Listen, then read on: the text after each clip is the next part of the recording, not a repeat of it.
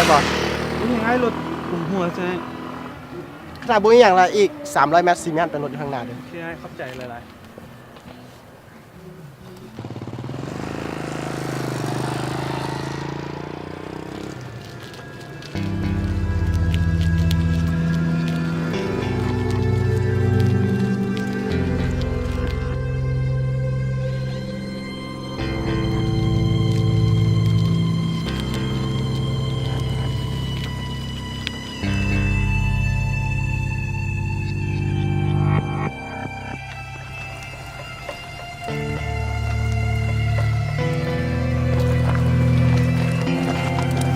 โอ้ย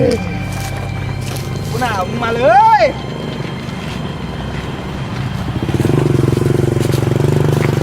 บากมึง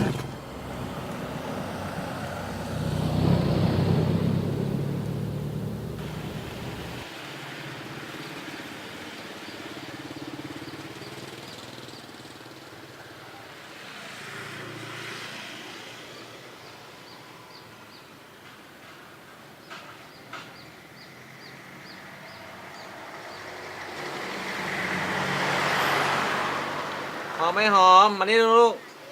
เอาน้ำมาซุปให้เก็บไว้ลูกไว้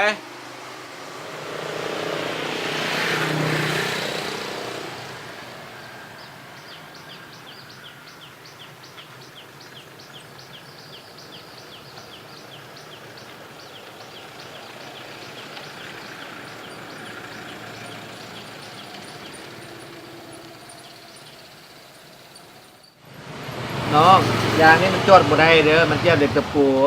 มันต้องเปลี่ยนใหม่เฮ็ดจังได๋ก็ได้อ้ายให้มันไวๆอ้าย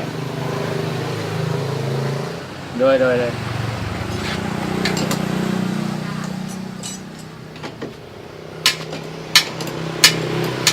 ป้าป๋า มันลกเลย ลึกเจ็บมาตรงเหียน ลูกไปเอาเข้าไปมาลูก คนหลิง ลากของเขามามันบ่ลูก ยังลากสอสีลูก บ่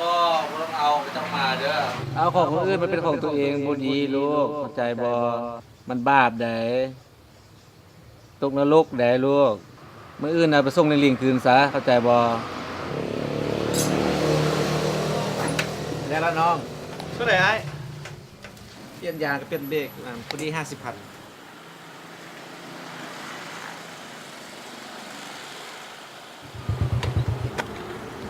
เอากระเป๋าเงินน้องเฮีย ตอนกันเงียบอ่ะให้จังไดใช่ไหมวันนี้เอาลงซี่ซะมื้อหน้าไกลมาจะค่อยให้อายซะก็ได้บ่เป็นหยังให้จังไดเนาะเข้าใจอ้ายล่ะบ่เป็นหยัง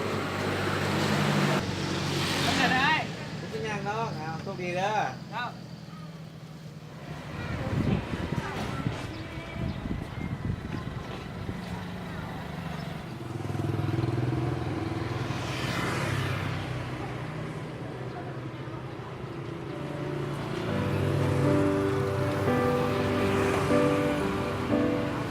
ฮัลโหล